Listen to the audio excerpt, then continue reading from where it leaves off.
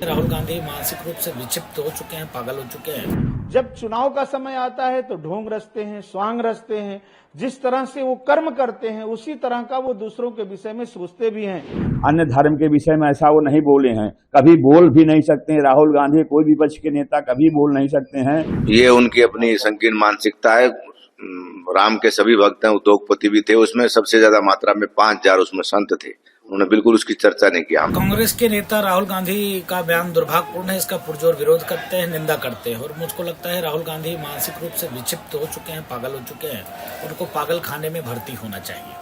500 वर्ष के संघर्ष के बाद लाखों राम भक्तों ने प्राणों की आहुति दिया, त्याग किया, तपस्या किया, संघर्ष किया, डे टू डे सुनवाई हुआ। साक्ष्य एविडेंस के बाद भव्य दिव्य नव राम जन्मभूमि मंदिर निर्माण को डांस पार्टी कहना, इससे बड़ा और मूर्खता पूर्वक क्या हो सकती है। कांग्रेस शुरू से ही राम विरोधी रही है, सनातन विरोधी रही है, साधु संत के विरोधी रहे।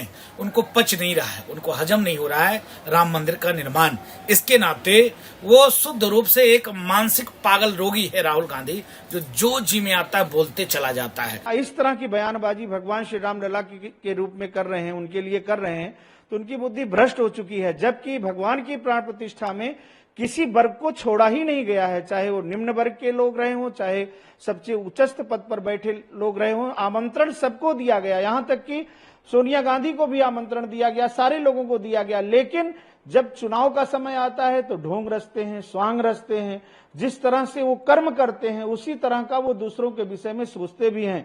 अभी जब चुनाव आया था तो सोमनाथ जा करके जनेऊ पहन करके तिलक लगा करके भगवान की पूजा करना, भगवान का अर्चन करना, दिखावा करना, तो निश्चित रूप से राहुल गांधी की मन स्थिति यही है कि वो अपने निज स्वार्थ के लिए भगवान को भी याद करते हैं, और जब चुनाव खत्म हो जाता है तो उन्हीं भगवान के विषय में इस तरह की बात करते हैं। तो निश्चित रूप से हमारे देश का दुर्भाग्य है कि जो हमारे देश में इस तरह का नेता कांग्रेस पार्टी का है, जो पूरा आला कमान उनके हाथ में है। तो निश्चित रूप से राहुल गांधी इस समय विक्षिप्त हो गए हैं, पागलों की स्थिति हो गई उनकी, जो इस तरह की बयानबाजी भगवान के विषय में कर रहे हैं।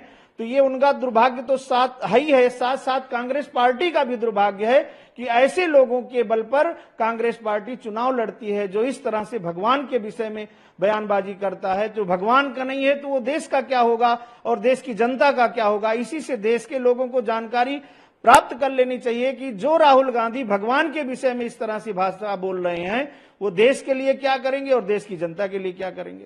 विपक्ष के नेता हैं राहुल गांधी जी, एक महत्वपूर्ण सम्मानित पद पे हैं। उनकी बात को देश विदेश हर व्यक्ति हर समाज में सम्मान दिया जाता है, महत्व दिया जाता है। उनका ये कथन पूर्णतः गलत है।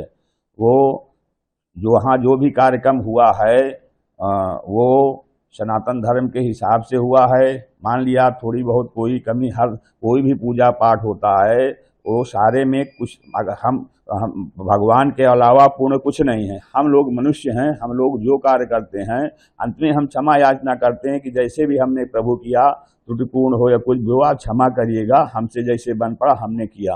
राहुल गांधी जी केवल सनातन धर्म हिंदू धर्म राम मंदिर के विषय में बोले हैं और किसी के विषय में उन्होंने ऐसा अन्य धर्म के विषय में ऐसा वो नहीं बोले हैं, कभी बोल भी नहीं सकते हैं। राहुल गांधी कोई भी विपक्ष के नेता कभी बोल नहीं सकते हैं। जो अन्य धर्मों जो कमियां हैं, बुराइयां हैं, दिक्कतें हैं, उन पे भी नहीं बोलते हैं जिससे उस समाज का कल्याण हो। और जो उन्होंने कहा कि किसान नहीं आए हैं, कैसे उन्होंने मान लिया किसान नहीं आए हैं? पूरे देश की लाखों लाख पब्लिक भक्त वहां पहुंचे हैं, तो ये तो हो ही नहीं सकता उसमें किसान नहीं है। वो दूर से कैसे समझ लिए कि उसमें किसान नहीं है? उसमें सनातन हिंदू धर्म के सारे वर्ग के सारे लोग थे, और यहाँ तक कि अदर धर्म के भी लोग थे जो भारत में निवास करते हैं, भारतीय संस्कृति को मानते हैं, राम मंदिर को जो मानते हैं कि श्री राम से ही भारतवर्ष है और श्री राम ही भारतीय संस्कृति के जनक हैं और श्री राम से ही पूरे विश्व है। कांग्रेस पार्टी के वरिष्ठ नेता और पूर्व अध्यक्ष, वर्तमान लोकसभा में नेता प्रतिपक्ष माननीय राहुल गांधी जी को राम मंदिर के विषय में बोलने का कोई अधिकार नहीं है, क्योंकि मंदिर की प्रतिष्ठा हो चुकी है। पहले ही कांग्रेस को भगवान राम का घोर श्राप लग चुका है, इसलिए धार्मिक मामलों पर उनको वक्तव्य देने से पहले उसका अध्ययन करना चाहिए। तो जिस प्रकार की भाषा वो चुनाव में बोल रहे हैं, इसमें चुनाव में कोई लाभ नहीं होने वाला है। और मेरा ये आग्रह रहेगा, भारतीय जनता पार्टी हो, समाजवादी पार्टी हो या कांग्रेस हो, इन तीनों को ही अब राम मंदिर के विषय में बोलना नहीं चाहिए। देश में सांप्रदायिक सौहार्द बना रहे, इसको बिगाड़ने की कोशिश नहीं करनी चाहिए। भगवान राम की प्रतिष्ठा हो गई, 500 साल का जो संघर्ष था वो पूरा हो चुका है। राहुल गांधी जी को याद रखना चाहिए, उनके पिताश्री के द्वारा ही, जो स्वर्गीय राजीव गांधी जी प्रधानमंत्री रहे देश के, उनके द्वारा ही बाबरी मस्जिद का ताला खोला गया, उनके द्वारा सर्वप्रथम 89 में पूजन कराया, और चुनाव की जो प्रारंभ थी, 89 का जो चुनाव था, अयोध्या से उन्होंने प्रारंभ किया था।